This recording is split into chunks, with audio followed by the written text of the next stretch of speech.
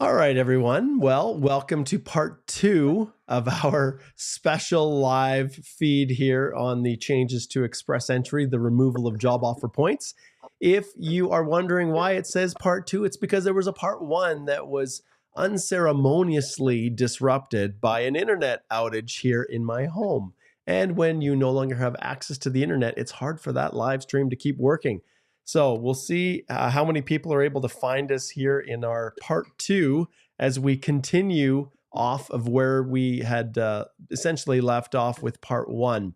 Now, if you are wondering what's going on and you want to catch up to where we started, just go back and if you're watching this as a recording, watch part 1. And let's get right back into it, Igor. So what we're doing is we're trying to see what are the maximum points that can be gained when someone is completing the CRS calculator now. So we just finished giving the person 3 years of foreign work experience. They don't have a certificate of qualification.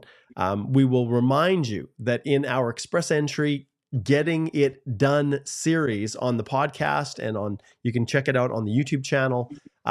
We've got a detailed video explaining exactly what these points are, which are still alive and well. So they're still active.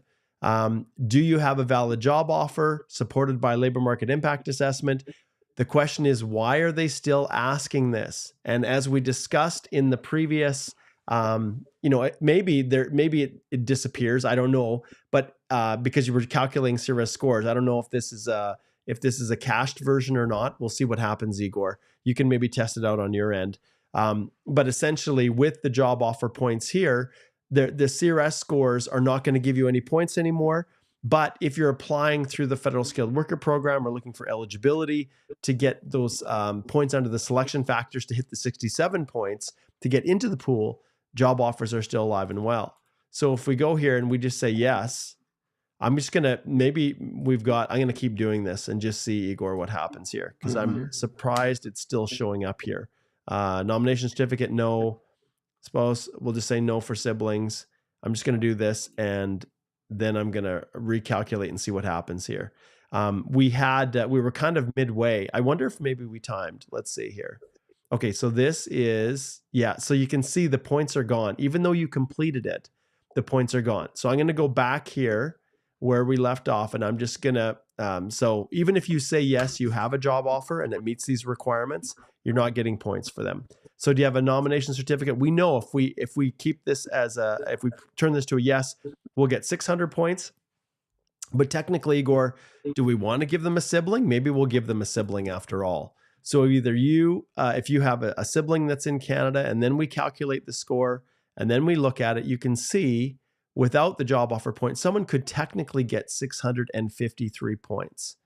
And it's, so some people are thinking, oh, well, the only time anyone has over 600 points is if they have a nomination, which is not the case. And you can achieve that even if you do not have, really, it's the French that drives the ship that pushes someone over the top. So there you go. So 653 points, Igor. So if we go back to our rounds of invitations, if we can find it here.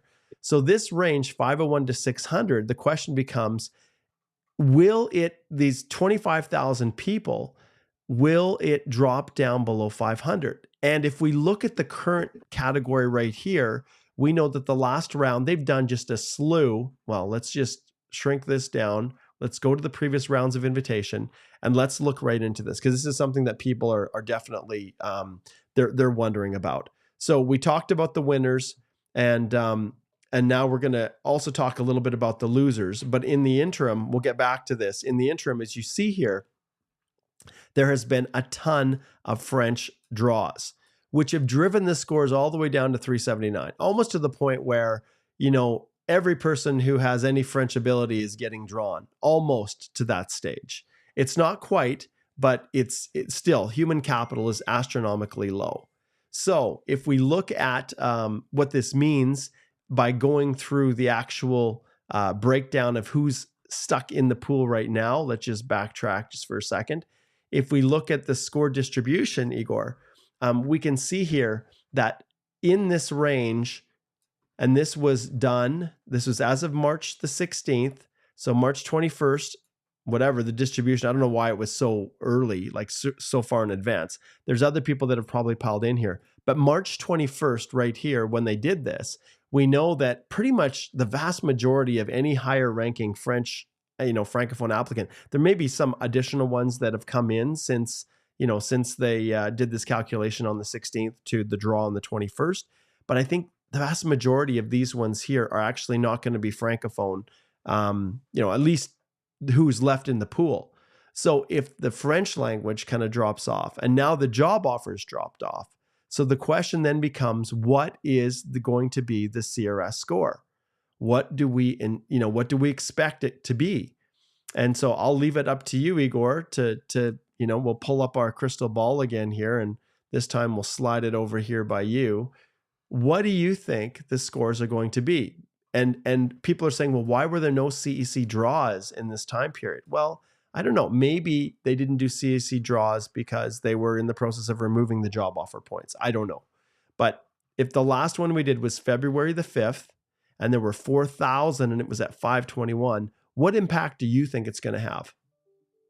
Yeah, and Mark, one qualifier. So the calculation for the CRS scores that we did was based on the ideal candidate, like an absolutely ideal candidate. Yeah, that's why we have such a high score.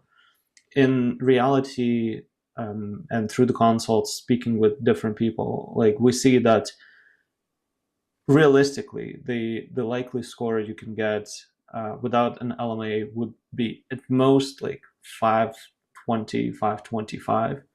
And so let's go back and let's adjust it for adjust it for our typical client. Okay, Igor, let's do that. Yeah. So once again, we'll keep them single. We'll keep them 29.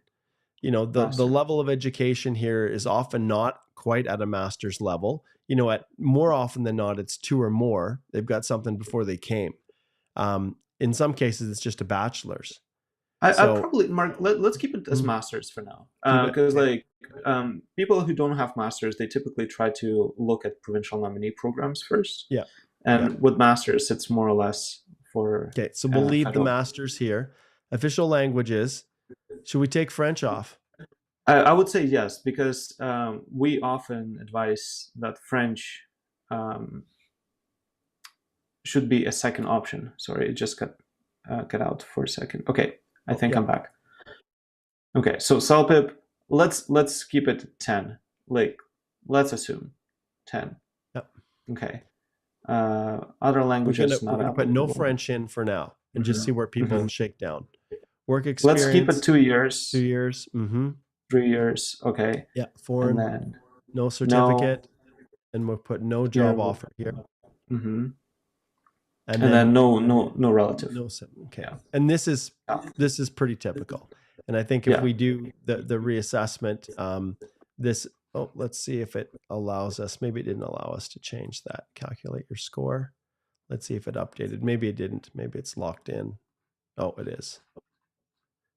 Oh no, I guess, is that really right? No. I think I don't think it's adjusted here. I think I was moving. We might need to restart it here to do our assessment. So age, official language, work experience. Well, we do have 53 there, 434.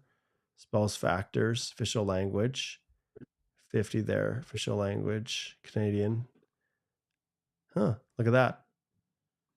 Yeah, maybe it's right. Points. But regardless, so it's very rare that we see the CRS score more than 520, organic CRS score, I would say.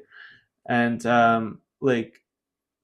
everyone else, I don't think that there are 25,000 people in the pool who are absolutely ideal candidates. So in my assessment, I'd say about more than half of those people would have LMA points. It's very rare that you would see a candidate who's 29 years of age, has masters, 2 years of Canadian work experience, and speaks absolutely perfect English. Unless that candidate, let's say, is from United States or UK, right? I have a client right now from US, and they pass their CELPIP maxed out at the scores, which I rarely see. Typically it's a CLB9 that people struggle to get. And so I'd say if realistically, the score should drop to 480, 490, perhaps maybe 470. If they take out all of the candidates who speak French, and they essentially reset the stage for non-French speakers, I think the score should drop pretty significantly. Now, the thing is, we had some people who didn't have LMIAs, but they were ICT transferees. Mm-hmm. And they were expecting that if the LMIA points would be dropped, they would not be affected. And there are quite a large chunk of people who are here on the employer-specific LMIA exempt work permits. And for them, things don't look pretty as well. And so they probably would also be, not probably, they will be also excluded from the extra 50 points for the job offer.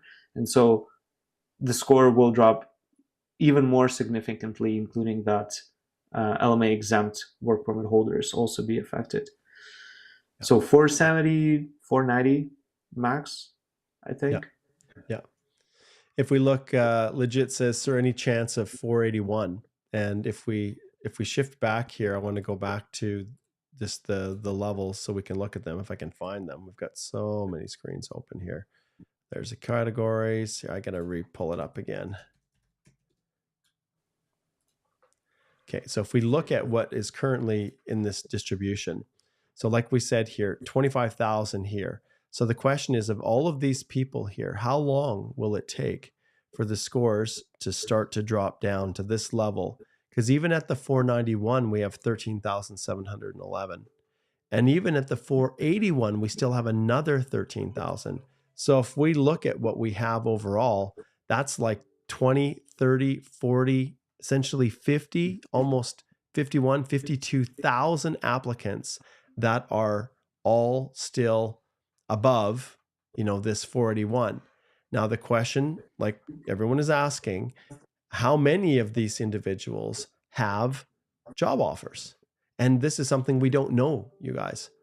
But I expect, probably next week we'll see a more adjusted CEC draw, and then we'll have a very clear idea where people are at.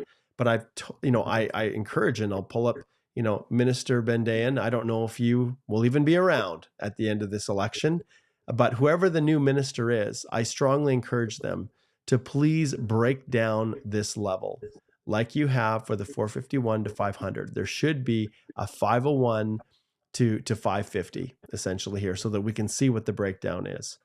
Yeah. And it would make so much more sense if they would update the table after the draw, not before the draw. Yeah. Because what does it do then? Yeah. It doesn't help. Yeah. Theoretically, they're trying to show, I guess, what what it looked like, shortly before. But when there's a delay like they have now between, what the breakdown was and the actual day in which the round of invitation was granted, we don't know how many people are piling in at that stage, right? Yeah. And Mark, here's one other thing. Like, to me, it seems like most people would try to get the LMIA if they don't have enough CRS scores. And so it's typically the lower ranked candidates who have LMIAs. Yep. And so if the LMIA scores drop, likely the candidates with human capital factors, like high human capital factors, would be in advantaged position compared to lower skilled candidates with an LMIA points, because those will go even lower. Yeah, I agree. 100% I agree. All right, let's just continue on. And I want to address this. I know we started talking about this just briefly, but winners and losers. So just to recap for you guys, the winners are literally, without having to say anything, they're individuals that are on open work permits. Generally, they are in a much, much better position than they were prior to this announcement. So the extent to which the LMIs had an impact and how many job offers, were actually being utilized by candidates, only time will tell. Hopefully, we'll know in a few days or a week when they do another round of invitations, because the drop in points will be very, very stark. Now, with that being said, if we just go back here, I just want to go back here one more time and look at this. Remember that if an individual, like if they're in the 501s to 520s with their job offer, it's going to, by and large, it's 50 points that they're going to lose. Like it's a large amount of points. So the removal of those points should actually pull it down to the range where probably in the 480s or 490s. At least that's kind of how I feel. Some individuals will be in the higher range, in the up to the 540s or something like that. But generally speaking, a lot of people that have those job offers are individuals that had lower CRS scores to start with, and their human capital was lower before they had the job offer. And especially if, and we don't really know the extent to which fraud, it had to have been large for the government to make the decision that they had. So winners and losers. And we've also talked a little bit more about this whole loser world, Igor. But yeah, the individuals who paid for your job offers, you're big losers for a number of reasons. And the employers who offered the job offers, at least in the fraudulent world, well, I don't know if they're losers, because at the end of the day, they've made a boatload of money and off of the scams, and now it's the foreign national who is ultimately going to be harmed. But the good employers, Igor, the good employers who were counting on being able to retain their workers, they are the biggest losers, I think, in all of this, as well as their employees. The government is doing everything they can to remove, I don't know, it's up to 2 million or something by 2027. I've heard projections, they're hoping that, up to 1 million people will have to leave by the end of 2025. So the big losers are individuals who are relying on the job offers, those points, to genuinely employers to keep those workers, and the workers to keep working for those employers who really need them, where they're in positions that, for all intents and purposes, are not taking jobs away from Canadians. And even under the International Mobility Program, intercompany transfers and things like that are based on reciprocity. So the fact that those also have been gutted, that I think was a mistake, Igor, because we've got a lot of very highly skilled, like you talked about, executives, that have come over on an intercompany transfer, have worked for a year, and now are potentially eligible to get those extra 200 points. And why is it such a big deal, those extra points? Well, it's because of the age factor. It's the age points that people are losing. And if we go back here again, I'm just going to get to, if I can find it here, I'm going to get to the human capital points. This is why it's such a big deal, the loss of these points. Because by and large, individuals that are highly skilled, like executives, especially in companies, what they're losing, you guys, are the age points here. And there's up to 110 age points if you're single. If you've got a spouse, 100 points that are up for grabs. And if you look at the breakdown of the human capital factors, you will see here that once you hit the age of 45, you're getting 0 on both fronts. And even, as we know, once you hit 30 years of age, that's when the maximum points in that sweet spot, 20 to 29, that's when you start to lose points. So the only way, Igor, for individuals that are in this situation to actually score high enough was through the job offer. And it is now making it very, very difficult for companies to know, exactly how best to support their workers if they want to stay as permanent residents, because they're just not going to rank high enough. So as we go through, it is very controversial. Yeah, it is. And so winners and losers. Yeah, let's see, who else do we have on the list? Well, obviously, like I said, international students are getting bonus points. People with siblings are getting bonus points. So all of those extra bonus points are that much more valuable than they used to be. So anyone who is even if you have, obviously French now is the massive winner, because anyone scoring super high, well, it doesn't really matter, I guess, when you're doing a Francophone draw. It's not impacting on the eligibility of other people to actually get an ITA, but it does affect the overall numbers that are being issued. And if you have an over supply of French language applicants who are receiving ITAs and then ultimately going through and getting permanent residence, that means there are fewer spots for others. And I had one person in the previous stream ask, what's the economic benefit of Francophone immigration?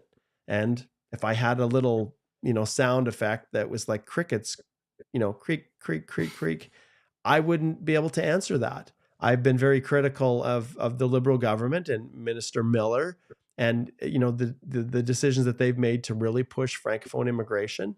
That's been something that's been a real pet peeve for me, because I feel like it hasn't really, like, it's not designed. Sure, that's a human capital factor that can help with someone's overall ability to successfully establish themselves, but not outside of Quebec, right? You don't need to speak any French outside of Quebec to be successful economically in Canada. And Quebec has its own francophone program. And so it's politics, and this desire to socially engineer, to some extent, French across the country, which I have no issues with, the importance of protecting the bilingual nature of our country. But there are other mechanisms to do that in a way that are not going to impact on the economic goals right here of our immigration programs. And with the current category base, the fact that they've put French as number one here, I just don't get it. And going forward, you can see we have these other categories, but to date, there has been, very little utilization of these. And we'll see how things like the STEM category, which is really SEM, because the tech have, by and large been erased from the equation. Yeah, I think like we are in such acute crisis that focusing on bilingual benefits is probably something that shouldn't be a priority. Like yesterday I met with my previous clients for coffee.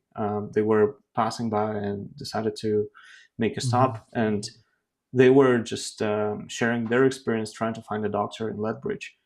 Impossible. They say, like, we don't have people who can take our kids, and they have 2 children.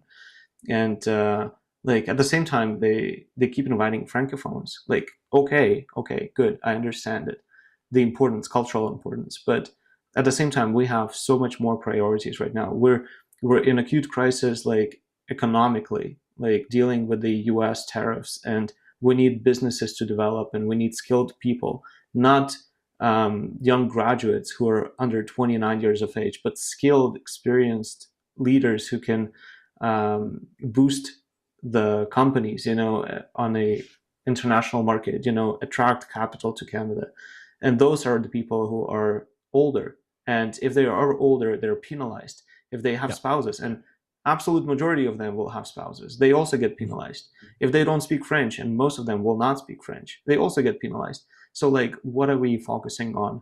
Are we trying to fix the economy, attract the right people with the right skill sets, or we give up on inability to fix the fraud in LMA world, and instead focusing on political, or I don't know, some bright agenda trying to attract francophones to English-speaking provinces? I don't get it personally too. Yeah. And this is what upsets me as well. And most of all, it upsets tons of people who were promised this golden dream, of like, you come to Canada, you study, you get the right skill set, and then you will have a chance to stay here. Like, the whole system is out of balance right now. And this is what we tell our people, our clients at the consult. Unfortunately, we have to tell more bad news than good news these days. Yeah, absolutely. And if I go back to this one right here on, who are the losers, it's really English speaking programs. So I'll give you an example, Igor. So federally, and I'm going to pull up old Minister Miller here. So we know that there's a massive, massive push for French outside of Quebec. And I'm a part of the local immigration partnership here in Lethbridge, which is a federally funded organization to help with the integration of newcomers to our communities. And there's LIPs across the country. And one of the challenges that I have right now is that our college just had to shut down its English language program because it didn't get the funding it needed to run it. So the English courses is shut down. Like tonight, Tuesday, my wife and I and some other wonderful volunteers, we do English language classes for free for individuals in the community. There are other programs that rely on federal funding that offer English classes as well.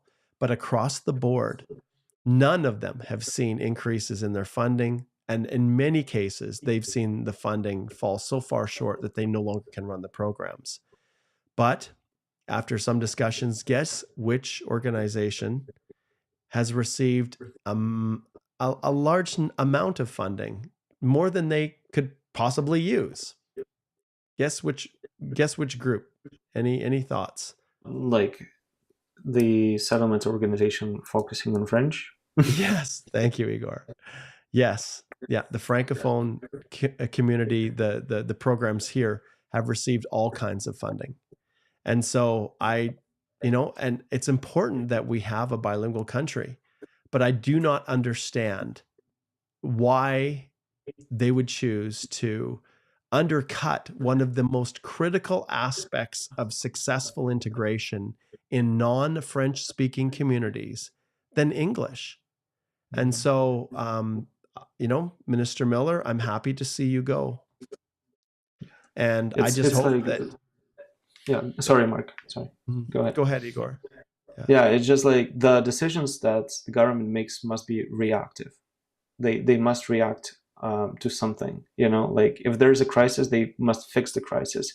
If there's a need for doctors, they must attract doctors. Here, where is the crisis? Like, I don't get it. I've never heard someone complain like we don't have an ability to develop our business because we don't speak other language. Yep, absolutely. Okay, people were guessing, and Aurora says Francophone. Yeah, you guys are totally on. Tom says can't agree more, Igor. Yeah, and Igor Sabri says such a great point raised out by Igor about required people to overcome these days' difficulties. Yeah, that's exactly it. So when we're looking at what this means for the future of Express Entry, I'll state some of the obvious things and just try to encapsulate everything in a quick summary format. So clearly, CRS is going to lean much more heavily on human capital. So in the past, people were kind of like, oh my goodness, this is just not, it's not even worth it because I can't compete with all of these crooked people who are paying for job offers. It's not even worth it for me to try to increase my CRS score by rewriting the CELPIP test to get 1 or 2 more points, right? That's what people were feeling. But now people are going to start to realize, oh my goodness, okay, so core human capital points are now more important than they've ever been before. When you look at human capital, we've talked about the dynamic between individuals that are married, individuals that have a spouse, and those that are single or never married or are single essentially. And I think this is another thing we're going to see a resurgence of, Igor. Not that people haven't been choosing to list their spouses as non-accompanying before, but when you really didn't see any hope of getting a draw anyways, people didn't worry about it. But now that human capital is so critical, I really see a resurgence of people trying to figure out how to increase their scores.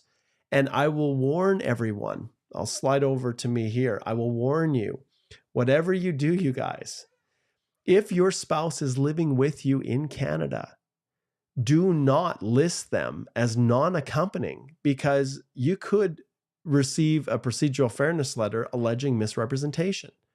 So if you feel the only way I'm going to get drawn is if my spouse is not included as accompanying, then your spouse needs to leave the country because you expose yourself massively to a potential, misrepresentation finding if you choose to, to proceed effectively by listing your spouse as non-accompanying. So you have to watch out for that. If we go to other factors that affect, really what, how this is going to impact on the future of Express Entry, we know that PNPs will be even more important. So in a time when, I keep wanting to pull them up, I'm not pulling them up anymore. In a time when the federal government, our Liberal government, has slashed the nominations available for foreign nationals in provinces by half, the PNPs are going to be even more valuable for people with lower human capital. So the job offers that are coming from employers in your provinces, understand that LMIAs are still going to be important, because it is a signal to provinces when they're selecting candidates that, well, if the ESDC administers the program properly, they vet the applications and they're legitimate and genuine. It's a very clear indicator to the provinces that individuals are in a position where they're not taking a job away from a Canadian. That's the theory. So LMIA-based job offers are still going to be important. Obviously, they're going to be less, less important from the standpoint of increasing CRS score for express entry, but their importance is not going to diminish within the provinces. There may be a lower volume or lower demand for them, but which may help with these crazy processing times if fewer people are submitting the applications. But understand that LMIAs are still going to be a critical component for many people who are looking to transition to permanent residence through provincial nominee programs. If we look at the way IRCC is now viewing candidates, you have to do everything you can to scratch and claw for every single point that you can possibly get. And you need to more than ever before, when it comes to the PNPs, align yourself with an employer that's actually going to support you. Because for some of you, if you have LMIA-based work permits, obviously that's great for those employers. But when those 50 and 200 points are gone, which they are now, that employer may have to do extra work now to support you through a PNP where they maybe weren't willing to do it before. And for all of you that are on employer-specific work permits, many of the provinces, I don't want you to be too disheartened, because the provinces still value those types of people on employer-specific work permits. But yeah, there's shifting tides here now, Igor, 100% within everything that we've got going on here. And a good example, Mark, with the importance of LMIA for provincial nominee programs is, let's say, a tourism and a hospitality stream here in Alberta.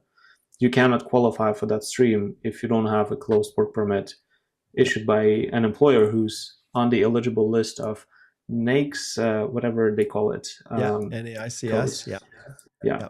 So it's still important. It's also important for some people who want to qualify for the Federal Skilled Worker Program to get the 67 points. For some people, that might be a game changer, whether they get those extra 10 points or not. So it's not like it's completely irrelevant to this point, but for certain, it is heartbreaking for many people. All right, before we get to the Q&As, I've got so many little overlays here on the screen. I want to just talk a little bit about strategic advice for you. And I think this is what many people were waiting for. What does this mean for us? What can I do right now? How can I better position myself for one of these few remaining spots before my time is up? And if you're a person with strong human capital, so you're in that kind of a realm, well, every little point, like I said, counts. So focusing on maximizing your English language is obviously there. Considering, like we talked about, learning some French, even a few French points can make the difference in pushing you over the top as things become so competitive. And you still are going to get points for Canadian experience. So individuals that previously relied on job offers through the old mechanism of an LMIA before they came to Canada, well, those points are not going to be there from the comprehensive ranking system standpoint, and they're going to be gone. So the concept of Canadian experience is still very well alive and functioning. So the CEC, getting Canadian work experience, coming, studying, all of those things are still there. As long as they have 15 or 30 points for studying, that's going to give you a leg up. But now, Igor, what it puts more emphasis on is actually going to school, because there's no advantage applying for school and then switching to an LMI-based job offer as soon as you get it, because you're not getting any more points. You're better off, following what you should have done all along, which was complete your studies, whether it's, getting the 15 or 30 points, and that's going to give you a boost when it comes to your chance of separating yourself from everybody else that's in that same human capital range. when it comes to people that are relying on job offers, so if we shift from the high human capital to those who are relying on job offers, yeah, it sucks. The reality is you need to shift gears and look at the PNPs, because many are still employer specific. And if you have an employer who's supporting you with an LMIA, they may very well be willing to shift gears and do whatever it takes on their part to support you through one of the employer driven job offer streams within those PNPs. And, like some people say, well, should I upgrade my education? Well, if you have already burned up your postgrad in Canada, you have to be very, very strategic with it, because going back to school to maybe get a bachelor's degree, which then would give you 2 or more credentials if you only had a diploma or something, or a certificate that you'd taken at a college level before, it's going to give you those 2 or more credentials, will give you more points.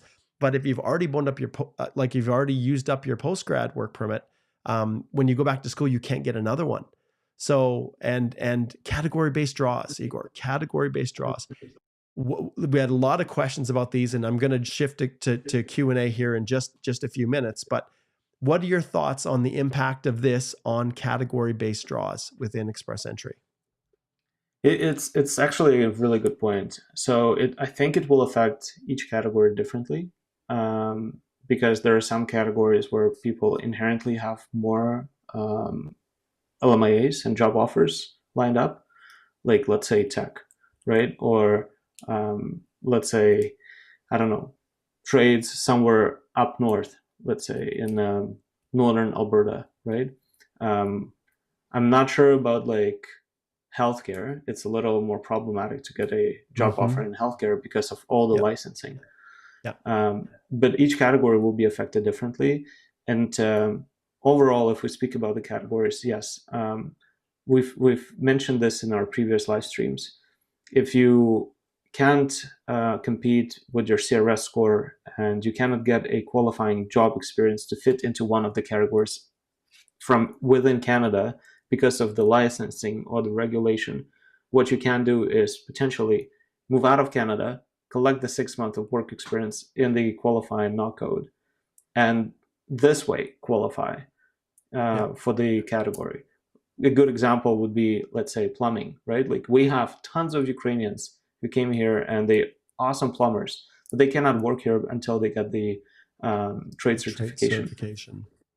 And so, but they have their plumbing work experience from outside Canada, and they can use that foreign work experience within the category to qualify for the trade category, right? And so for some people, that might be an option. Consider temporarily leaving Canada and obtaining a work experience from outside Canada. And even if your work permit expires, remember, like the work experience you obtained in Canada is still valid, and you can still qualify for Canadian experience class or the category, even if you no longer remain in Canada. Yeah, that's a great point. Like some people forget, and we've talked about this in previous videos. So search the YouTube channel. That's an easy way to find the videos that we've discussed this. But one of the strategies, if you have no foreign work experience, like you can gain 25 points or more by going home and working for a year if you don't otherwise max out through your skill transferability from within Canada. So I would go through the new tool and just play around with it and say, hey, if I do go back and work for a year, how is that going to impact my CRS score? And in that time period, when you're working, and once you hit the 6 month mark, if it's in one of the category based, draws, one of these right here that we have, if I flip the screen over here, if it's in one of these occupations, health, science, trade, ag, whatever it might be, education, if you hit that at the 6 month mark, then you're going to be eligible, once you have that 6 months of experience, to be eligible for consideration under one of these categories. And so this is really, really important for people to understand. And, I think at this stage, one thing that we're seeing is people are willing to do some pretty amazing things to try to qualify. And I've spoken before on the welder in Ontario who worked for free for like 4 or 5 months as a welder till the company said, okay, you're good. You're enough that you're not going to lose us money. So we'll support you and we'll hire you and pay you as a welder. And then shortly thereafter, under the trade occupations, and if you look at the various occupations, you can see, in this case, and it hasn't really changed much, but he qualified under this category. And if you're going through this, you can see you have to have accumulated in the past 3 years at least 6 months of full time or an equivalent part time, which basically means 1 full year of part time work experience in a single occupation, and then in Canada or abroad. So it doesn't matter. Well, here, I'll share the screen over. Sorry, guys. If it has to in a single occupation in Canada or abroad to accumulate that 6 months in the previous 3 years. So there are strategies out there, and this is what I spend. I don't know, Igor. Like this week is not quite as insane because I blocked off more time because I couldn't keep functioning doing the number of consultations that we were doing. It was just, there's just so many. But the reality is there are strategies, and one of the things we spend a lot of time in our consultations is talking with people about their unique situation and if there might be some options. And one of the strategies we employ is, okay, well, what would the world look like if you did go home? And no one's talking about that, because if you are compliant and you have opportunities back home and you go, you may very well have a greater chance of qualifying through express entry than if you stay. And like Igor said, you can go home and still be eligible for CEC as long as you have 1 year in the previous 3 years, which means you can go home for almost 2 years before you officially become ineligible because you no longer have the full 1 year for the CEC. So these are some of the realities that people are having to face that we talk about all the time in our consultations. Okay, I know there's this is part 2, and I want to apologize again, you guys, for the internet dropping. I have done this live stream for so many years, Igor, and I've never actually. It's been a long time since it has dropped. So so apologies for the disruption as we were working through our list of topics. If you're late to the game, this is part 2. We started going through each of these sections and talking about, what's happened here. As of today, job offer points are removed from express entry. We talked about why they're largely attributed to fraud and just this overall goal of getting people out of the country. Like, that's really what we're talking about here, you guys. This is another mechanism, another tool in their toolbox to get people to leave, which just, it breaks my heart. And, Minister Miller there, I brought him back one more time, but the reality is under his watch, he's probably going to be one of the most hated ministers in all of Canadian immigration history. And largely he was the sacrificial lamb by the Liberal Party because his predecessors had opened up the doors, welcoming people in. Previous ministers, Minicino and Minister Fraser, had heralded international students as the preeminent, candidates that we wanted to transition to permanent residence. Well, that's all fine and good if you actually have room for them to do it. But when we have over 1 million international students and then they all transition to open work permits, it has massive repercussions for not just eligibility for PR, but on everything else that is driving, the Liberal government's decision to take a 180. Housing crunches, like pressures on the education systems when you have more families and more kids that are here. And, when we look at the category-based draws, I was trying to figure out, well, why the heck do they have education on here? Like, my daughter's a teacher, and the reality is the classes even here in Lethbridge are so multicultural, and so many newcomers have come, and it's breathed wonderful,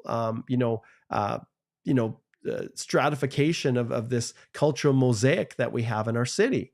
But at the same time, we're not pumping out enough teachers apparently to meet the demand. And it's even more so in Ontario. And I have to assume that's where the thing is driven. They just don't have enough teachers as the class sizes just swell. So elementary, you can see here, early childhood, kindergarten teachers and high school teachers they're all on this list. So which I also, Mark, don't get, to be honest.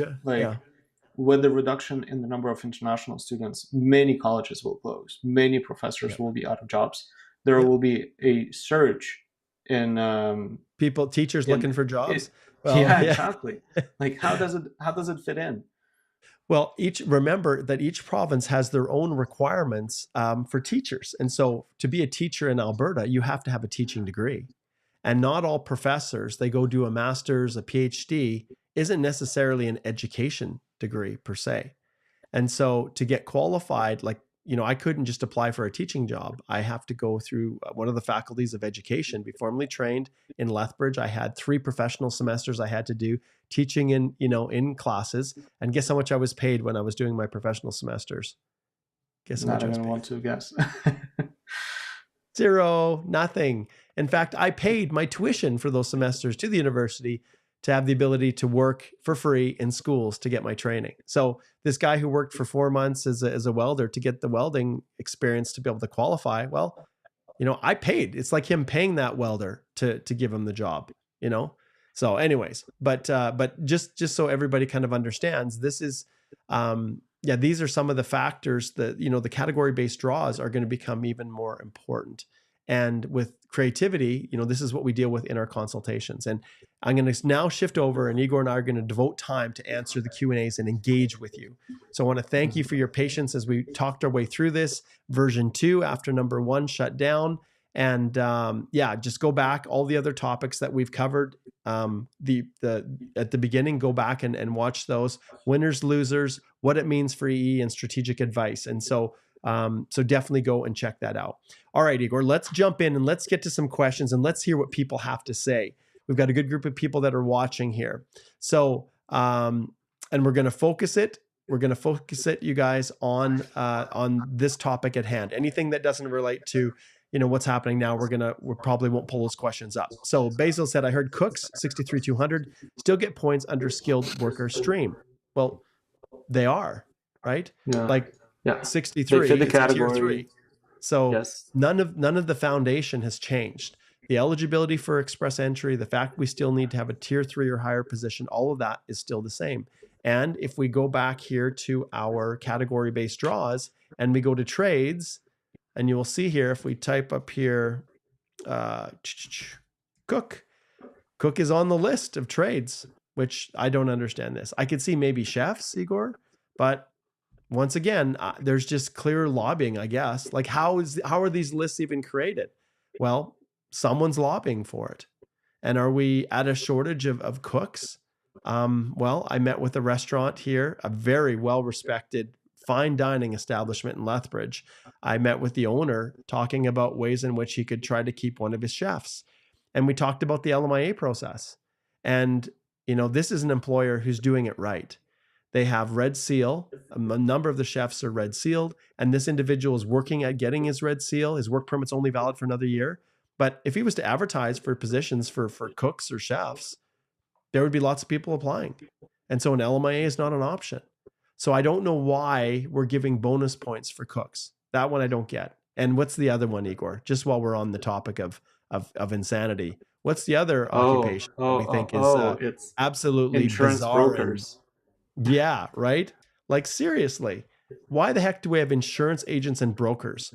And I would pull up our dear minister, ex-minister again and say, what the heck?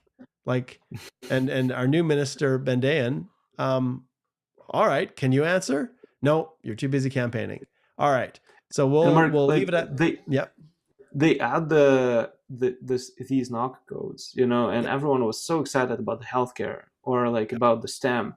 But look how many draws they actually do over the last 2 years. It's just you can count them in one hand, Yeah. At the same time, the draws that we do not expect to, or at least do not expect to fix the economic issues that we have here in Canada, they do those draws every other day. Yep, absolutely. I'll just shift back here just so that everybody understands another factor that we have to take into consideration is that express entry effectively has expanded a little bit from what it was last year. So the provincial nominees took it on the chin, 55,000 less. This was slashed in half. And we'll get to some people asking questions about the impacts of PNPs and, the fact there's fewer spots and PNPs are more important. Yes, but there are fewer spots. I get all of that. That is all very valid points. Here's the reality. So 55,000 here. You can see there's 34,500 Quebec skilled workers. that's allocated to them already. But the vast majority, a large portion, at least to this point today in Canada, and these are the levels plans for 2025, Francophone plays a massive role in this. They say 8.5%. Well, they are well on their way to smashing that, well on their way. And I think they've already exceeded it from what I understand from some of the reports. So they're looking at 2027 to have 10% of overall being Francophone immigration. So, and remember, this isn't in Quebec. This is outside of Quebec. So Quebec already has its own program. And so this is where here, I really want change, Igor. I want a new government. I want to see something different where emphasis is placed on the whole purpose behind it, which is economic decisions, not political. And, socially, whatever engineering that a government wants to do socially, well, there are mechanisms to do that, but not at the expense of economics, which is happening here. And this is where I really feel the Liberals have really co-opted the program for less than economic purposes. I'll leave aside the other policies that have kind of put our country in the situation it is right now, but I don't hide kind of my feelings on that. But you can see here, so we have here a total on the economic front of 232,150. Overall numbers, you guys, they have reduced those down. There were 500 originally projected for last year, 395 this year. So 105,000 less spots, but express entry has not suffered from it. So the overall numbers and federal economic priorities, those are the category-based draws. In Canada, focus by and large is CEC. So this here, just take that into consideration as we're talking about just some of these changes. All right. Okay, let's keep zipping through here. Okay, Subin says, is a spouse's ECA mandatory while making a profile? No, but 100% it's mandatory for all practical purposes because you're not going to score high enough. You need to scratch out every possible human capital point that you can get. Let's see. Jimmy says, why is Francophone immigration part of economic immigrants? Let me just adjust this 1 second. I got something special for you, Jimmy. Here it comes. Nice. Applause. Good question, my friend. I wish Minister Bendain could drop on and maybe clarify that for us because this fellow here never could. Okay. And Mark, in this context, remember the live stream where we announced that we have a new minister and everyone was wondering, like, will the trajectory change, or they will continue doing the same thing? They continue doing the same thing, which we outlined in our video in our predictions. Yeah. Like no change. Same change, same draws, same priorities. You bet. Nothing new. Kavia says, hey, I've got 492. Is 492 going to be enough to get an ITA? It may very well be enough, Kavia. So we'll see. And I'm assuming Canadian experience, when you've got the 2 years, that's what's pushing you up there to the 492. So it's entirely possible. And if Kavia also gets 1 year of foreign work experience, her score will be even higher. Yeah. Rajesh says, does someone who just completed their master's in Canada qualify an in-Canada focus or CEC draw? Or should she complete a 1 year of work experience in Canada post-studies? Well, Rajesh, to qualify through Canadian Experience class, which is, if we look at here, that's the in-Canada focus. And if you hit these little buttons here, it takes you down to the bottom, which primarily admissions from the Canadian Experience class and other regional immigration pathways, but it may also come from federal skilled worker, federal skilled trades. It basically means that the person is in Canada. And to qualify through most of these programs, which mean other regional programs, I don't know why they, theoretically they're trying to say it's not necessarily PNP because they have their own category. But if there's like the regional municipal pilots, the old rural northern immigration programs, like those community-based ones are where it fits in. And then if you go back up here and you look at the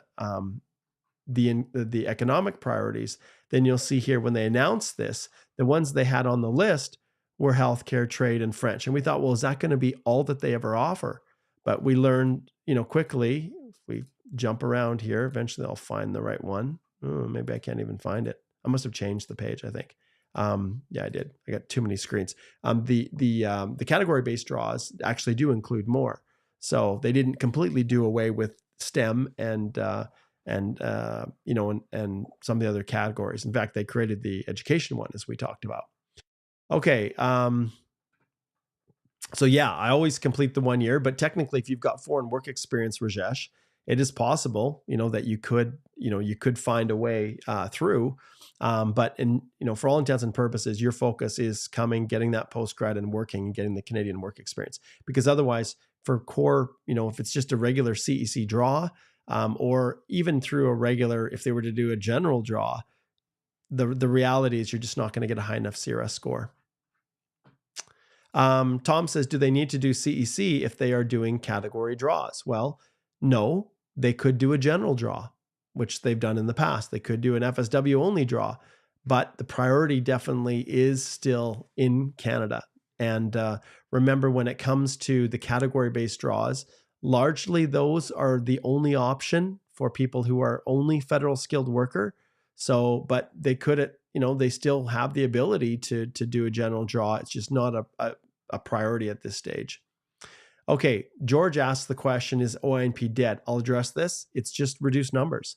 And if they had enough in the queue all built up to have enough bodies to issue nominations all throughout 2025, the fact they reduced the total overall count by 50%, in many cases is being used up by the people that are already in the pool. And then they're waiting for the election to happen, the dust to settle, and hopefully this 50% reduction to be restored back to the provinces. Personally, Igor, my view is economic immigration should be driven by the provinces. I think provinces are in the best situation to know what is in the best interest of those provinces.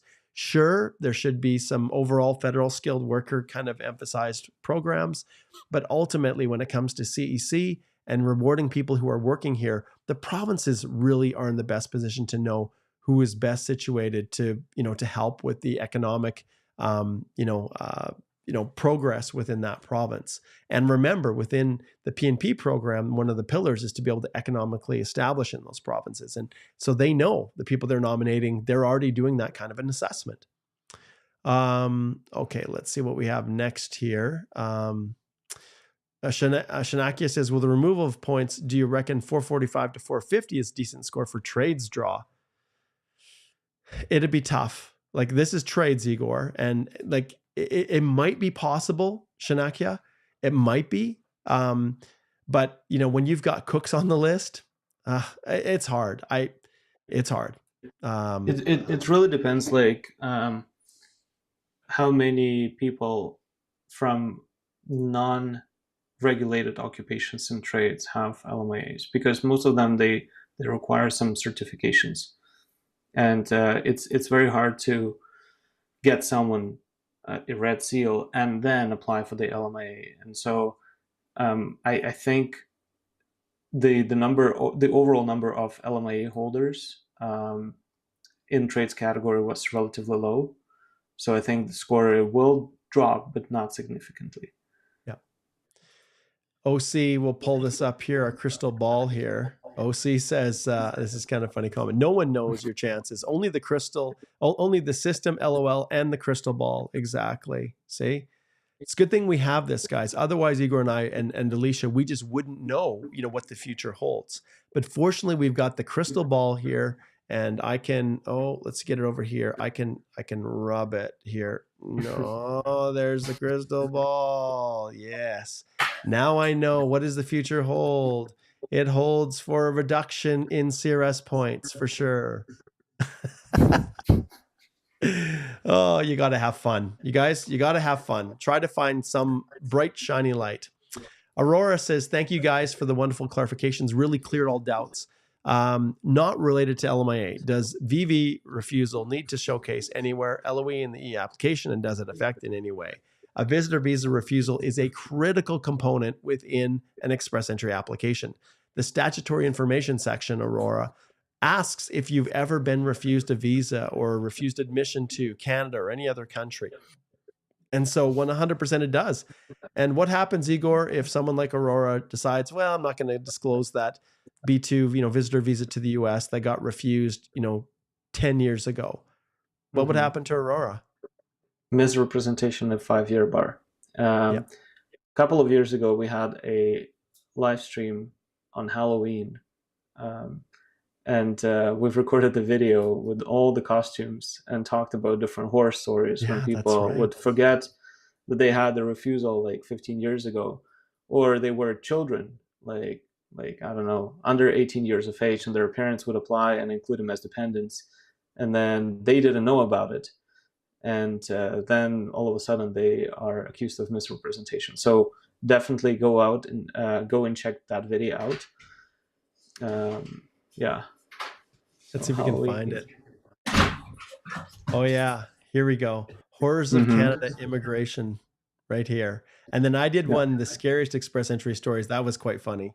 I did that one this past year too. So yes, indeed. The horrors of Canada immigration. Interesting, Igor. Look at that. When I searched Halloween, this came up too. Maybe it already heard us talking about Halloween instantly and searched. Amazing. Amazing. Wow. Way to go. Way to go, YouTube. Way to go, Google. All right. Let's zip down through some more here. Joel says, do you think will healthcare draws have a cutoff under 470 since there are lots of LMIA holders with personal service worker, I think, jobs? What do you think, Igor? I don't know. I don't know how many LMA holders there are, but most of the occupations on the healthcare list would require some training in Canada or work experience in Canada. And it's typically very hard to get an LMA because you have to work with large institutions like hospitals, and they're probably not willing to spend $1,000 on a dedicated person who would do the recruiting and then engage in all of this LMA process.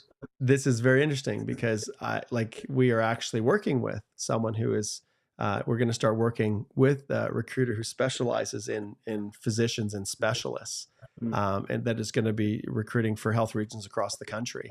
And so if you are a physician out there who is looking for opportunities to potentially come to Canada, absolutely, reach out and we can direct you to some formally and 100% regulated, certified professional medical recruiting company that is run actually by physicians. So it's run by I'm just trying to think now, an anesthetist. Yeah. So we'll see how this works. All right. But here, the question was CRS score, healthcare, will it drop below 470? That was Joel. Let's see if we can pull Joel's comment up here. So Joel said, will it go under 470 since there are lots of LMI holders and, then the points should drop. Well, if you look at this, who's on this list? So we have highly, highly educated people, and cardiologists and audiologists. We've got chiropractors, hygienists, dentists, all of these professional categories, massage therapists, medical sonographers, all these professions within healthcare. And they are weighted to some extent because you need more education. But it's an interesting thing when people say, well, how can I compete, Igor? How can I compete with all of these positions, like these specialist occupations, like a cardio, like let's go here. Let's find a general practitioner, like a family physician. How can I compete with someone who has such high human capital? Like how is that possible? And the reality is, to get through all this education and reach that level, often they're over 30 years old. And so even if you come, doctors, they've had previous life experience working as a doctor. And then when they apply and come, they're often in their, at least mid 30s. And so they're losing points right off the bat.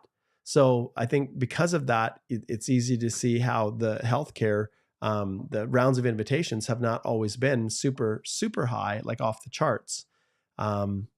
Yeah. Okay. All right. You want to answer this one from Kavya? I know, I'm just wondering if I should go the French route after having that many points. So Kavya was sitting at 492, I think is what Kavya had. So the question becomes, should I go for French? Igor, what do you tell people that are kind of in this range? I know what I tell them, but what do you tell them? regardless of your CRS score, you want to start learning French. One concern that I have though is in the first comment, Kavya said she doesn't have foreign work experience. Um, Important thing, foreign work experience doesn't necessarily have to be obtained outside Canada. When you are physically outside Canada, you can remain in Canada and work remotely for a non-Canadian employer, let's say, and obtain your work experience working part-time, let's say. So perhaps having accumulated 1 year of foreign work experience would give you a bigger boost because it is faster. Like you can obtain your work experience within a year or 2 years if it's part-time. I'm not sure like if you can get significant boost in CRS score by learning French and learning French for 2 years only. I think it should take like it takes typically longer, or unless you work full time on your French language, then perhaps you can get it Yeah. faster. But it's a long term process, and the sooner you start it, the better, because you don't know how the rounds of invitation will play out, and perhaps it may take a couple of years before something will happen. Like with your score 492, I think the situation is more or less okay now that the LMA points are removed. But still, study French. The sooner you start, the better. Yeah. I'll just bring up Bedri's comment here. Expert professionals, engineers don't have time to commit at least a year minimum, 4 to 5 hours a day learning French and get an upper intermediate exam score. Maybe Canada doesn't need tech sector indeed. You're right, Bedri. Like it is not like it's one thing to say, oh yeah, I'll just learn French. It's another to actually be able to do so. So when I was young, I was 20 years old. I went and lived in Portugal for 2 years serving a mission for my church. I didn't speak a lick of Portuguese before I got there. And even fully immersed, I had a missionary companion. We were always in pairs for safety. Um, and so my missionary companion that I roomed with, he was from Portugal. And in that 3 or 4 month period, I spoke probably 95% Portuguese and 5% English as I was learning, because everyone surrounding me, very few spoke English, and he didn't speak any English. And it was that immersion was, just a wonderful way to learn in a very short period of time. My brain was also a little bit more supple than it is today, and I was able to, remember things, because really learning a language is as much about memory and adding the new vocabulary into your mind as it is formulating the sentences and things like that. But yeah, a professional who's often older, they're busy, like they just don't have time to do it. But here's the thing, Bedri, the people that make the sacrifices and find a way, when you have, only, what do we say there? A little over 100,000 spots, 115 maybe for express entry. And we have over 1 million people wanting those spots. The person who's willing to make the sacrifices is going to be the one that's going to be able to get through. And does Canada not need tech sector? Well, I don't think so. Because if they did, they wouldn't have removed it from the category-based draws. They wouldn't have. Like, why remove all of the tech within STEM if, in fact, there was a demand or a need for it? So, or did maybe the feds get it wrong? Did maybe Minister Miller and his decision to remove it before he would dropped out of the picture, were the feds wrong? And maybe there is a need, and maybe the provinces are a better place to make those decisions. I would argue yes. I would submit 100% yes. And as far as I'm concerned, I think the provinces, when it comes to economic immigration, should have 75% of the say as to who is coming through the economic programs through PNPs, and 25% of the economics can be attributed to the feds. The feds are so driven by politics, way more so than the provinces are. The provinces are based on economics, right? The decisions they make are based on labor data. But there is just unbelievable politics when it comes to the federal decision to, who sits on that list. And, that's something that I wish people would understand, because it's a reality. Okay, let's see what we've got here. I think I've got a couple more. Tom says, Mark, I was weeks away. I wonder if I have an appropriate sound effect, Igor. I don't think. Like it breaks my heart. Let's see what I have here. Sarah, how about this one? Yeah, that's a leftover from our Halloween episode years ago. So that's how I feel for you, Tom. He says, I was weeks away from the 200-point boost. I'm 51, so I plan to grab some Moosehead tonight. Think this is temporary? And yes, Tom, I do. Because I think long term, this isn't a good solution to the problem. I think that if they clean up the temporary foreign worker program and better track down and punish the bad actors, how do you figure out if there's scams going on? Show up at the work site, do a drop-in site visit and say, hey, I want to talk to this person. If the job's completely fake and there's no one even working there, then show up and ask to see, talk to the employees. The enforcement measures that put in by Kenny back in 2014 were designed to do that. And then over time, the Liberals just toss it away and open things up again. And so all for expediency and speed, right? And it's one thing to go on the honor system and hope that you have a country where people obey and abide by the rule of law.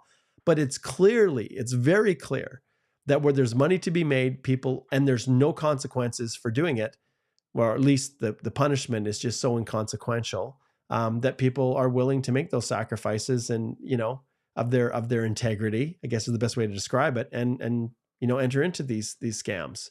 So yeah, I hope that it is temporary and that, if we have a new government, they just better enforce, ratchet up the punishment. And I've always said this, if it's a Canadian citizen who's an employer exploiting workers, taking money job offers, they should be thrown in jail. Like there should be minimum jail time for them.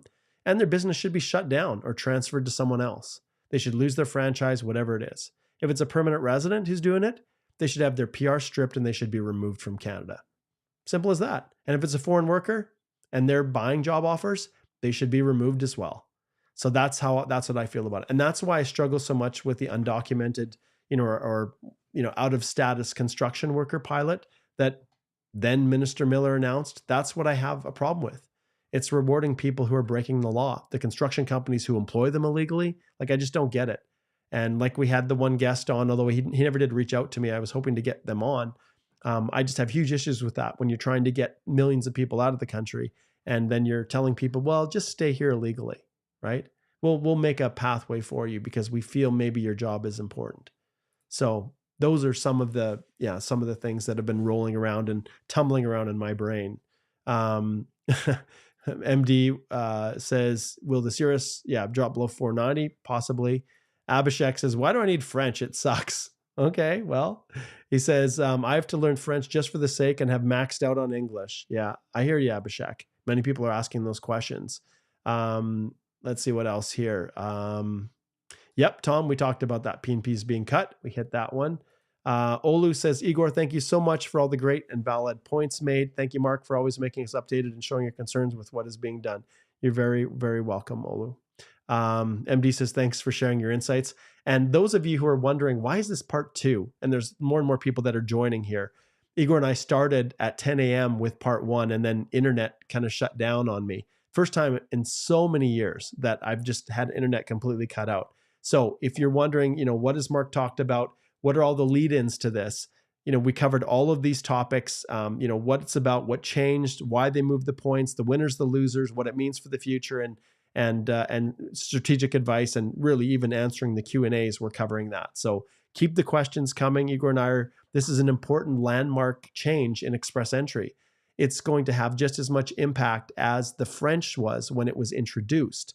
And the lowest score that we had in the early days of Express Entry, when we didn't have siblings, when we didn't have French, when it was just 50 points for the job offers, it got down to 413. I don't see a world right now with so many people having experience in Canada dropping down that low for years. So one of the things I want to remind everyone is that this is a war of attrition right now. And so if you are wanting to have opportunities in the future, and you can see the P&P nominations are slashed in half, the ability that you might have to now score high enough is gone because your LMIA-based work permit no longer offers those job points. Well, when you're factoring this in, you have to realize that those of you on LMIAs, the one advantage you have is you can potentially get that LMIA extended if it's legitimate, if it's a genuine LMIA. You can potentially get it extended, subject to all of the restrictions that the Liberals have put in place for unemployment areas of 6%, or higher, and the wage threshold for low wage.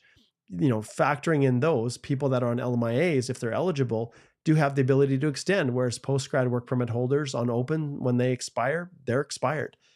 Once again, I'll remind you guys to go back, subscribe to the Canadian Immigration Podcast, and watch the series called Time's Up. I think it starts at, what is it, 129, 130? I can't remember. No.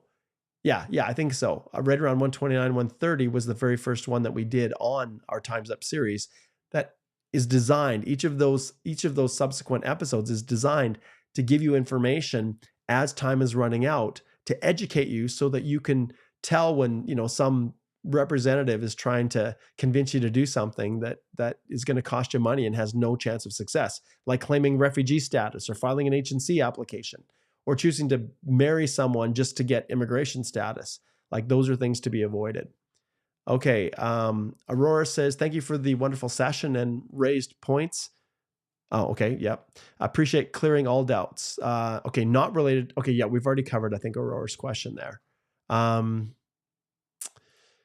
Olu says PNP seems to be the only way for married couple advanced in age. Well, it is actually, because you're just not scoring enough. You're just not scoring enough points. Okay, I'll pull this up, OC. I don't know exactly kind of how I'd answer this. Hey, Mark and Igor, what do you think of the current immigration reform and what the effect of hosting the FIFA World Cup? It may throw us way beyond what we are facing now in thoughts. I'm not sure what you mean. Like, is it a cost thing, or like what are the concerns with hosting FIFA? I'm not sure. I think it's pretty darn cool, and I'm glad that Canada beat the US. Wasn't that nice? Did you see that, Igor? Oh yeah. I didn't watch the match. Hockey, then football, soccer. Let's see here. I think you guys probably watched that, didn't you? I think. Let's see here. There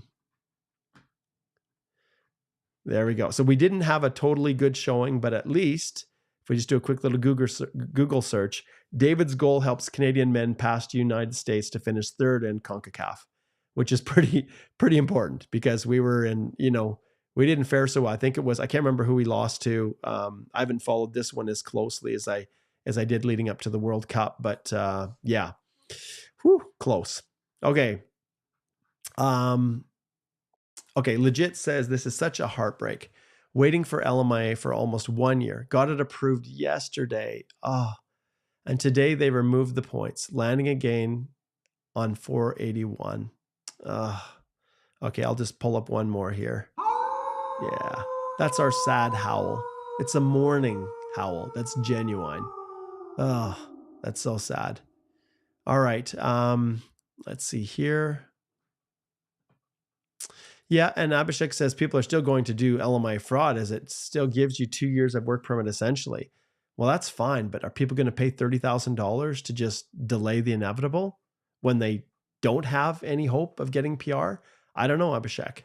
Like, I've talked about the fact job offers are still an important part of the PNP programs.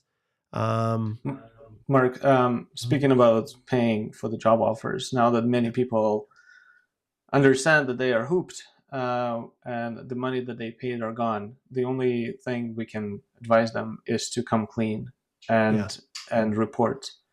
Like, you will not return your money for sure. You don't have a shot without an LMIA, and you have nothing to lose but just to report those crooked employers or consultants and protect other people who may fall prey just like you did. This is the perfect time to do it. I wish people would do it. Yep. Okay, this person says, how does it affect C11 work permits? These are the entrepreneur ones. Excuse me, buying a business to immigrate. When you are considered to be self-employed, and there may be some unique circumstances where you come in under a C11 work permit and you can convince immigration that you're an employee and not self-employed. But generally speaking, you're not going to give yourself a job offer, right? It doesn't work that way. If you're here working on a C11, employer specific, in the past, it could potentially qualify for job offer points potentially. But the reality is, it's not. Yeah, the points are gone for job offers, and so it affects just like everyone else in the same way. Okay, let's see here.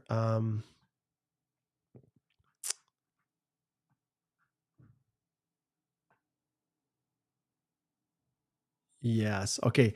RSRDE Engineering Services. I'm going to ring this triangle right here, which means that you should click on the link below, which will take you to our firm website. And when you're over on our firm website, you can click on Speak to a Lawyer here and book a consultation. And you can do that literally as we're right here. Pick Alicia, myself, or Igor. We're going to have some new photos up here pretty soon, aren't we, Igor? Did she say when she was going to have them ready, our photographer? Yeah. We're expecting those either today or tomorrow. Oh, exciting. So I'll get my ugly mug there with my funky ducktail hair there out of there.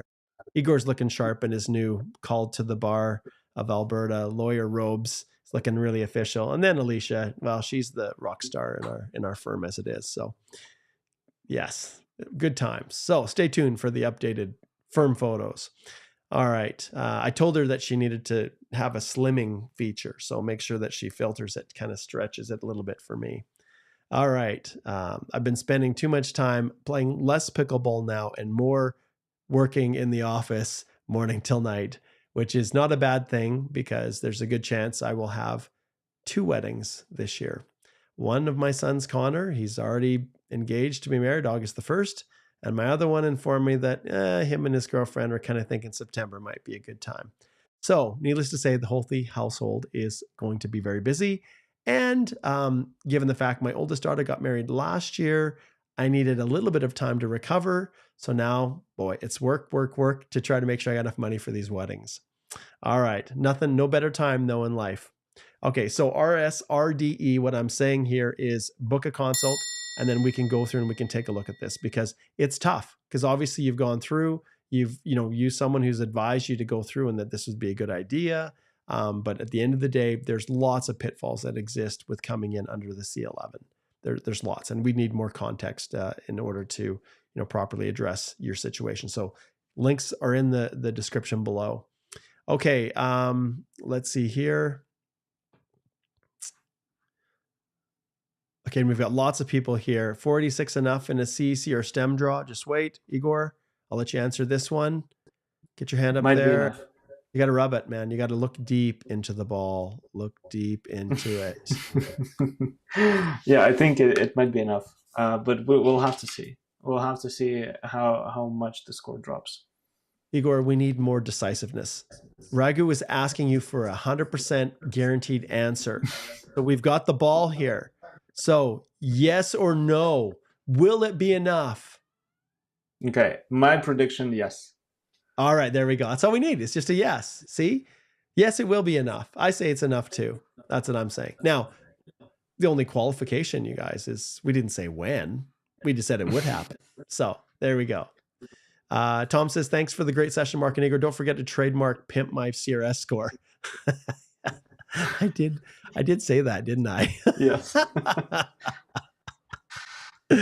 Hey, all right. Good times. I remember once on the whole world of international language and studies and stuff, I'd made a comment that got me into trouble with some of the private schools that are now shut down. But yeah, I have to remember everything that we say here is for posterity's sake. Okay, here's a great one. James says, can I leave Canada to accumulate foreign work experience and still be qualified for CEC and other draws? James, we answered that question in this very live stream. That was one of the things that we discussed when we were talking about strategic advice for express entry candidates. And we have a video on that topic as well on our YouTube, which is, I think I called it like creative. You can go to our YouTube channel, you guys, and you can search all these topics. Igor, I was looking and we're getting darn close to our, to 1,000. We're at 984 videos right now. That's crazy. So needless to say, you guys, there's a little bit of content here on the YouTube channel.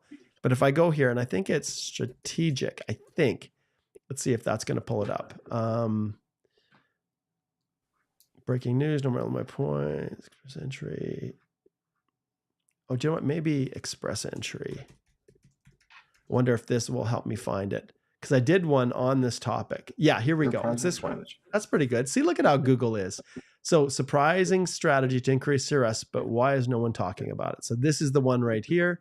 So go check that out. But we talk about the fact that this might be a viable option. So Igor, do you want to reiterate it quick for James? Yeah, you get more points if you combine the Canadian work experience and foreign work experience. If you don't have 3 years of foreign work experience, you lose out on points. So in the ideal world, you would have 3 years of foreign work experience and at least 1 year of Canadian, better too. And then your score will get a boost. So you will get the adaptability factors, if I'm not mistaken. All right. Okay, so there we go. Let's keep rocking and down here. I don't know, Igor. Let me just see here. I have, let's see if I can pull this up. I had to switch my camera, you guys, because let's see, do I have it? Oh, maybe. Let's see. Oh, yes. There we go. This is why, you guys. He came to visit. Didn't you, Simba? He likes to sit here and look out the window. This is his place right beside my my roadcaster here. Good times. Good times. Let's get back here. There we go. So that's I call that the Simba cam, you guys. That's the Simba cam. All right. Let's get to some more questions here. Okay, Skand. And once again, I'm ringing these bells. Okay. So we can't tell you guys what to do in a live stream. We're not going to give you strategic advice. You need to book a consult because we just need to understand your whole situation. But Scan says 499 points CEC. Should I go for French or wait with no need for French? Do French. Always do French. Whether or not they remove the other French points completely, let's say there's a conservative government. Oh, will the immigration system and target change if conservative policies win? Possibly. But we just don't know. Like at this stage, I'm crossing my fingers now that someone from both parties will come and join and talk about the immigration programs and where they see immigration going. I'd love to see, one of the MPs join me well, that's who I'd love to see is one of the MPs come and join me and talk about this, or a representative from each party, so that we get a better idea, what they're campaigning on, like what they see for immigration and how it fits within the mix in the future. But yeah, under every circumstance, there is no harm in trying to learn some French, because the second official language, gives up to 24 extra points if you are maximizing your scores. And even if you're hitting a level 5, this is a message that we've tried to get out over and over again. Even if you're hitting a level 5 in all abilities, you're then eligible under the Francophone Mobility Program, which is for French-speaking candidates who are working for an employer outside the province of Quebec. And so for those of you who are running out of time on your postgrads and no ability to extend, the Francophone Mobility Program is a possibility if you've got time. So yes, in short, yes. Okay. And once again, Din, do you recommend everyone to learn French? Yes, we do, at least at this stage. And like I said, even if it doesn't work out, you could still scrape a few points out. All right.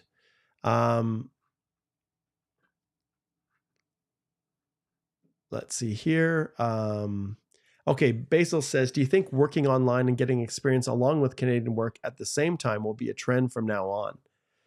This is a tricky one, Igor. So what do you think about this? I think it will be a trend. I think it will be a trend, but you have to be careful, keeping in mind that it always comes to how you explain to the officer, how do you manage 2 full-time jobs, right? Like some people can work 2 full-time jobs and have 5 hours of sleep. But then it's not like everyone can work like this, right? And it really depends on what kind of job you do. Yep. All right. Joe, Mark, CRS reduction, sure, but who knows what the direction of immigration will be after the election? Well, for the average person, Joe, that's the case. But please don't forget, we have the crystal ball here. So this crystal ball tells everything. So Igor and I, we know exactly what's going to happen as I peer deeply into this ball right here. Let's see, how do I get my eyes focused on the ball? Oh, no, let's see. Oh, no, it's gone. It's back. There it is. You peer deeply into the ball, and then we get the answers we're looking for. It's never failed us, ever. Okay. Maybe that's not true. Maybe a couple times it's failed us. Okay, maybe more than a couple times. Okay, maybe it really doesn't help us at all, but it's still a nice little, animation that I can put on our screen to entertain everybody.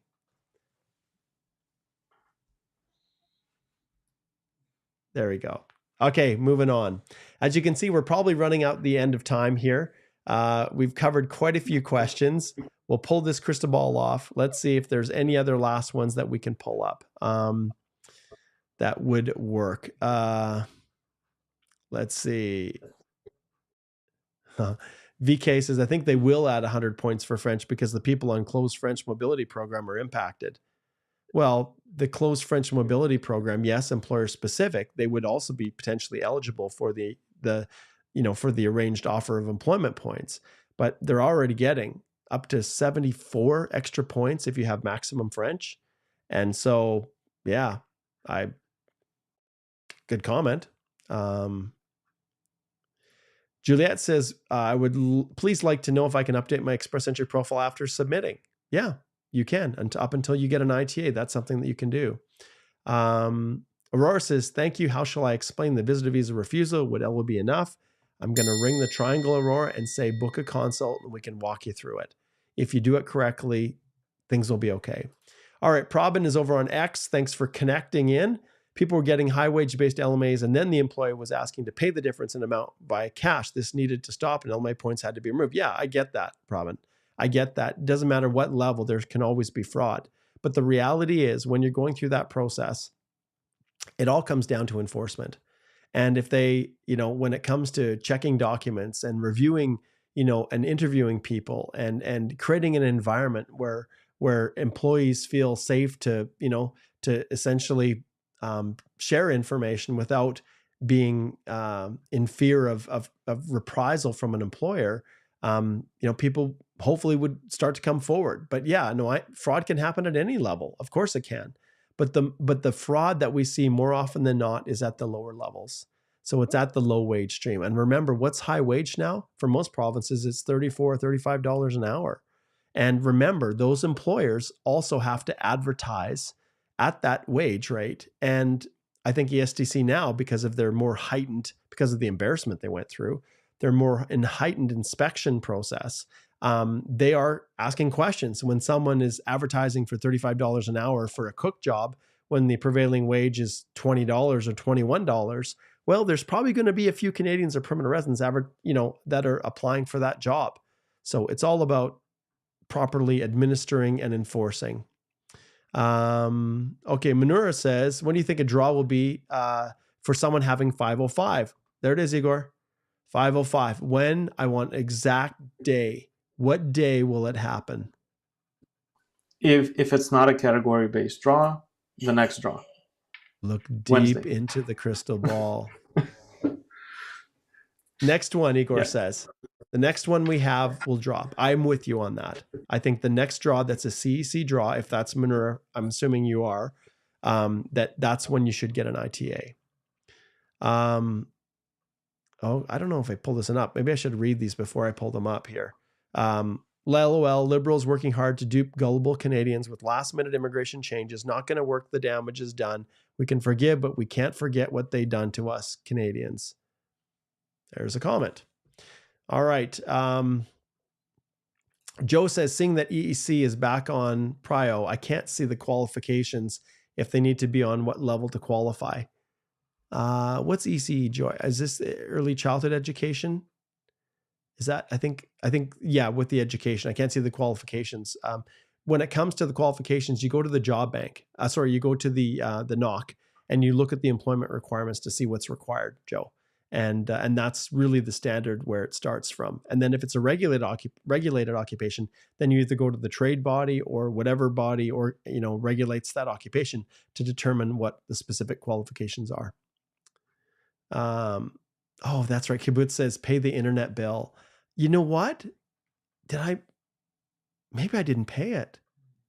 Oh, maybe that's why. Whatever. Of course. It's an automatic withdrawal from my account, buddy. Seriously, think I don't pay? Do you know what, Kibbutz? Here's what you should do. I think you should maybe give me a super chat with about $150, and then I'll make sure I'm paid up for next month, okay? So just drop a super chat, Kibbutz. Yeah, a little super. That'd be great. Okay, Alvin says, now that LMIA points are gone, do you foresee fraud into getting French proficiency certificates? Igor, do you see fraud? It is possible. Yeah, the crystal ball is slowly covering my face, but I think it is possible. We know that there was some fraud with IELTS certificates in the past. I have to be honest, I have no idea how do you fake the language certificate if it has like the verification number. Have no idea, but somehow it worked. Yeah, yeah. It's well, I think often what happens is there's someone corrupt inside that's selling them. That's usually what happens. Like the IELTS had that experience. Like those of you who've been around a long time, you know that there was a real scam in India. They just kept refusing with a 6.5 for writing and making people retake the test over and over again. And then those who were willing to fork over some cash, they would bump it up. Or people who were good at writing the tests would pretend like they were that person and go sit the exam for them, even though they weren't the actual person. So it's anywhere there's a dollar to be made, people will find a way. So yeah. Joel says, is it okay to add? Oh, okay, here we go, Joel. I'm ringing this and I'm encouraging you to slide over here and book a consult. You can find this right on our the consult link. Just go to our website, speak to a lawyer right here. But this question that you've got here is not one that we can really answer, not with any degree of specificity. Is it okay to add my spouse to my profile after getting ITA since I'm waiting for language results? Your application is traditionally locked in once you get the ITA. The the A11.2 assessment, the completeness check assessment, allows officers, and Alicia and I did another podcast on that specific topic. Let me just pull it up here so I can show you guys what we're referring to. If you go back to our website, you can see we've got blog and resources, and on the list here is our podcast right here. So if I just go to the Apple podcast, you'll see here we did one on reference letters, new measures to support construction, show me the money. Oh, it hasn't been released yet. Category-based draws. These are all our Express Entry Getting It Right series. Police certificates, certificate of qualification, and then the Time's Up series. So looks like it has not yet been dropped. Our next one is that 164. We'll be dropping this week, where we talk about the changes that occur within applications from profile to submitting the EAPR. And they have the ability to recalculate points. They do. Some people will say, all right, well, we'll provide the language test after. I just would not go down that road. There is no guarantee they need to even come back and ask for a language test. If you try to update your spouse's language test after an adder or him, there's no guarantee they have to entertain that. So it's just risky. Mm-hmm. Mark, your thoughts on Sean Fraser running again after previously retiring when libs were down? Sean Fraser, the original of all this immigration mess. Well, I don't know what to say other than it's a mess. Yeah. I just want change. Let's see here. Lisa says, is it true Indian people are faking the French test? I'm sure that lots of people are faking French tests. Ragu says that felt better. He's enjoying his life. I don't know what those comments are. How many points they give for French? Well, Kibbutz, if you go to the CRS criteria, you'll be able to see that there are up to 50 points for CLB, well, if you have an NCLC level 7. And then there's another maximum, I think it's 22 points for a second official language if you are married, and 24 if you are single. So that's if you have maximum scores on French. Abhishek says Francophone is expiring in June, though. Well, I guess we'll see how that plays out, because anything that's expiring can be extended. Okay. And even as far as expiring, agreements are always temporary. They always have, kind of end dates. They're not in perpetuity generally. And so, but usually, especially when Francophone is a priority, Abhishek, for the government, we'll have to see what happens after the election. But if the Liberals are still in power, French language will still drive the ship. Igor, do you want to take NSS's question? I have with 472 with a spouse, and she's in India. Can I do non-accompanying as that works? And then I'll increase it to 484. So Yeah, that was the strategy that many people used in the past. As long as your spouse is not currently in Canada together with you, you can list her as non-accompanying, but then you will have to sponsor her after you get a permanent residency. Yeah. Yeah. And Abhishek is talking about the Francophone Mobility Program expiring in June. And same question, the same answer comes. Every program that's expiring has the ability to be extended. And this is one that has been around for quite some time. And given the government's current mandate, unless the Conservatives come in and say we're not going to extend it, which is entirely possible, Abhishek, generally speaking, very few pilots actually get canceled, and they tend to become more permanent programs. You look at the Rural Northern Immigration Pilot Program. That program, people would say, well, that was closed. Well, it was more a predecessor, which they then morphed into the Rural Community Immigration Pilot. So, yeah. Let's see here. Ma T says, hey, Mark, thank you for your up-to-date lives and news. Have you talked about the points removal impact on category draws? Yeah, we have. We have. He says, just kidding. We'll do my payday. Okay. Good. That's awesome. He said he'd leave me a super chat to pay for my internet. That's so good. Okay. Maybe what I'll do, Kibbutz, is we'll do a GoFundMe, and then I'll set up my own private, come on, who's the guy? My own private internet here, right direct to my house. That's probably more reliable. Do you know which one I'm talking about, Igor? Starlink? Yes. Yeah, I'll get Elon Musk Starlink on my roof, Kibbutz, and then that will keep me from losing my internet connectivity. I can have it as a backup. Oh, there we go. Because when we go live, we got to keep going live. Nothing should stop the show. Okay. Desander says, what is the agency approval percentage? Which Igor probably had shared in his blog.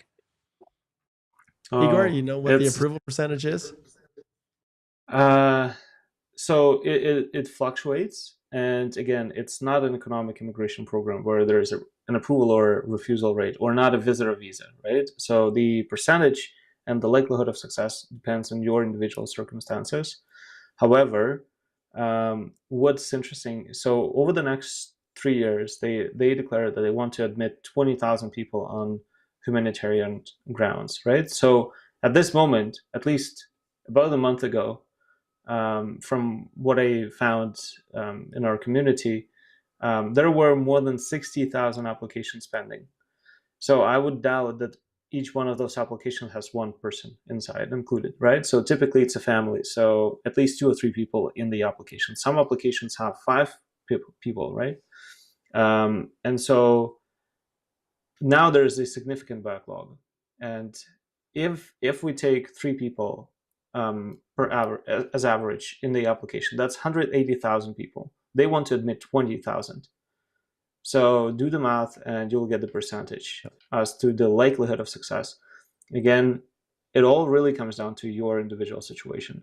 I'm not saying that 60,000 people have legitimate H&C applications. They just submit an H&C application thinking that I'm just going to try, what does it cost me? Like $2,000-$3,000 to have a chance?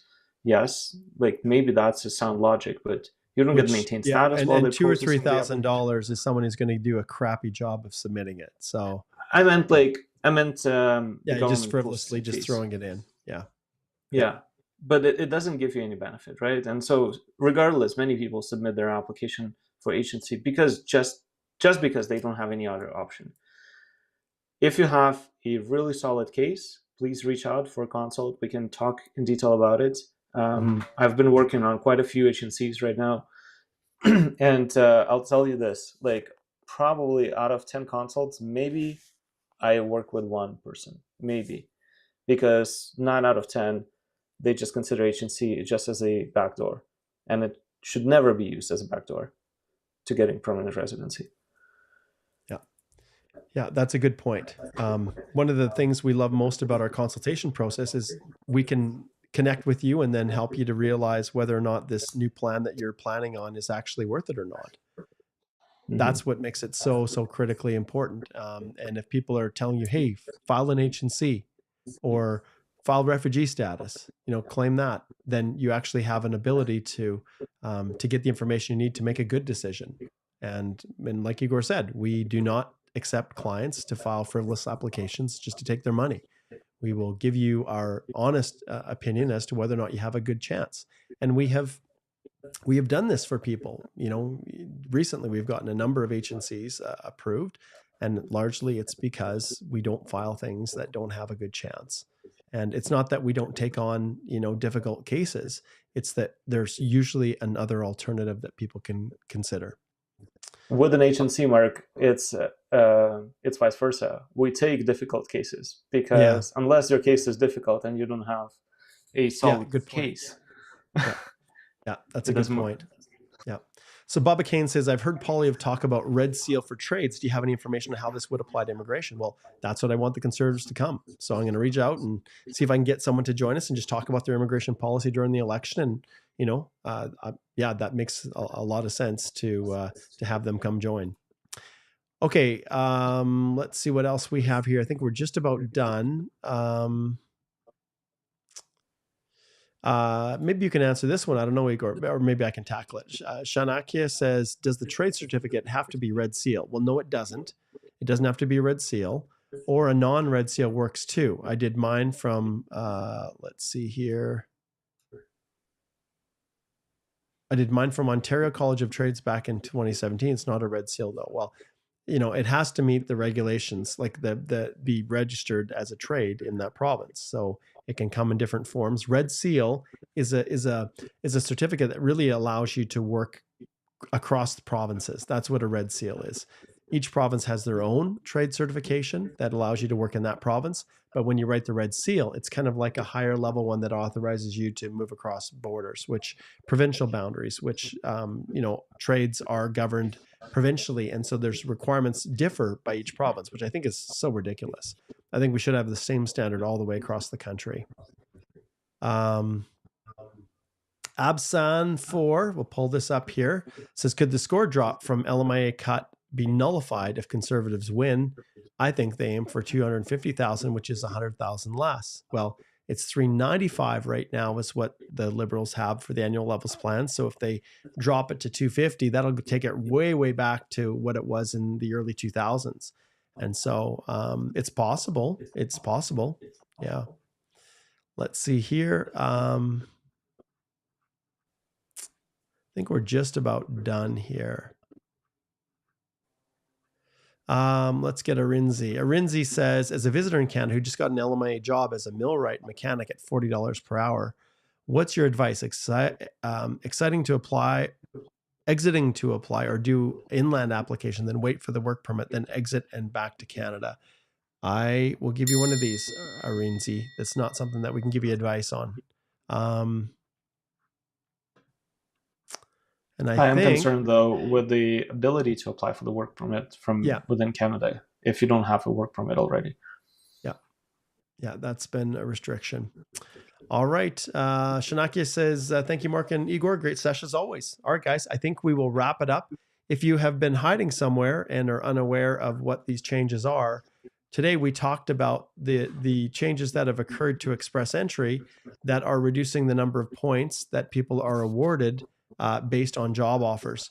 And so if we go through, let's see if we can find the one. So the CRS calculator, you'll see that they're no longer giving points for job offers. These are officially gone. And going forward, human capital is going to be driving the ship a lot more. But there's still lots of room under Express Entry compared to the numbers that we had last year. So where other stuff have been slashed, the PNPs and otherwise, Express Entry still has room, which we reviewed here in the annual levels plans, where we saw that the total here, as at least projected, we have over 123, 124, 25,000 that is still here. So take that into consideration that this is Express Entry. We don't know what's going to happen in the following years. They are projecting an in-Canada drop of 75 and an in-Canada drop of 70, whereas a corresponding increase in the economic priorities. So overall, they anticipate the levels to kind of be the same here. So take that into consideration. And as always, as we are going through all of these wonderful things, remember that if you have a question and you want to book a consult, you can easily do that on our website. We also have a link for those of you who are going through, okay, that's the ministerial instructions. For those of you who are going through Express Entry, we help people all the time, but I want to just remind you that this and many of our other videos here on the Canadian Immigration Institute YouTube channel is sponsored by my course, the Express Entry Accelerator. And so if you've not yet subscribed to it, please do and join me. We do master classes every 2 weeks. It is chock full of over 10 hours of video lessons that guide you through the whole Express Entry process. And on top of it, when you click on Learn More here, you will see that this Express Entry Accelerator, every other week on Wednesdays from 4 to 6 p.m., I do a master class. It's different than this. It's like a Zoom call. You can turn your camera on, you can ask the questions in person. And for those who subscribe, you can come back as many times as you need to every other week to join me in the live masterclass session where I answer your questions. And once again, the whole process, all of these, the next class is going to be in 8 days, so next week from Wednesday. But all of this is broken down into categories that encompass every aspect of the Express Entry process, from the basics to your eligibility, increasing your score, filling out the profile, completing the EAPR, the document checklist, and the mastering your documents. It has an individual video chock full of sample documents and checklists. And we even have a lesson, which we don't have on this list, I just realized, Igor, that is a new little AI custom GPT that we've created to help you build your record of employment and determine your proper knock, and really to help you navigate one of the most difficult aspects of the process, which is getting your work history and proving it. And so all of this is built into the course, and I strongly encourage you to slide over and subscribe, and you have access for life. And yeah. Oh, and actually, that reminds me, and without going too far, I need to back up and just remind everybody as well that we have Igor's temporary resident visa course. So if you're trying to bring family in, this course is awesome. Also embedded with a nice little custom GPT to help you with your invitation letters and supporting documents. And so go check that one out too. And these two courses right now, Citizenship on the Way, are ones that we are focusing on. Now, I've had lots of people ask, Mark, are you going to create something for the PNPs? We will see. The problem with the PNPs is they change all the time. I have a study permit one. I have a spousal one that, once again, I've been meaning to do, but we've been pretty full doing consultations back to back. And so we are having to prioritize, as always, those who hire us as to help them with their applications. And yeah, so there you go, guys. Thanks so much for joining us. And those of you who have had questions that weren't answered, remember, today is Tuesday. Tomorrow, every Wednesday morning at 10 a.m., pretty much the same time. Man, we've been going for almost 3 hours. This is a crazy long one. Crazy long. Remember, every Wednesday morning at 10 a.m. Mountain Time, Alicia and I go live right here with our live immigration Q&A. So join us tomorrow. If you didn't get your questions answered today, remember to like and subscribe to this channel. You will see on the YouTube channel itself that we have posted all of our upcoming live Q&As. And so you have the ability to go in and just ask. Let's see if we can see them here. Right here, you'll see the upcoming live streams. You can just click on this little notify me, and then you can get notified every time that we go live. So watch that and join us. And we are, just here at your service, trying to help you navigate this crazy world that we call Canadian immigration. All right. Take care. Thanks, Igor. Thanks.